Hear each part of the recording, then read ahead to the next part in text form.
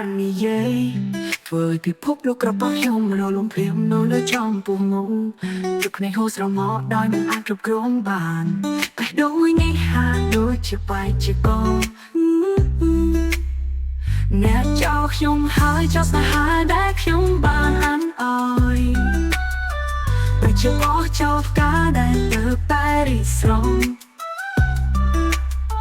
ហើយដល់វិញអ្នកធ្វើបែបនេះខ្ញុំមិនយល់សោះទោះបីខ្ញុំនឹងអ្នកឯងជាមួយនឹងភាពឈឺចាប់នេះកន្លែងដែលយើងធ្លាប់ទៅជាមួយគ្នាពេលនេះសតតែភាពតទេសំឡេងសារចូលរបស់យើងលែងលឺទៀតហើយរកការចំចំល្អចោលខ្លាយជាកម្មបច្ចាដល់ធ្វើខ្ញុំកាន់តែឈឺចាប់រត់ពេលដែលនឹកឃើញអ្នកចោលខ្ញុំហើយចោលស្នេហាដែលខ្ញុំបានអានអើយដូចជាអស់ចោលផ្កាដែលនៅតែរីស្រងហើយដល់វិញអ្នកធ្វើបែបនេះខ្ញុំមិនយល់សោះ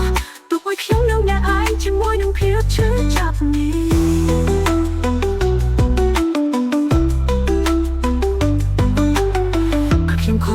ជាអ្នកសូមចិត្តបានទីស្នេហាដែលខ្ញុំបានធ្វើឲ្យនឹងវាមិនគ្រប់គ្រាន់ទេឬ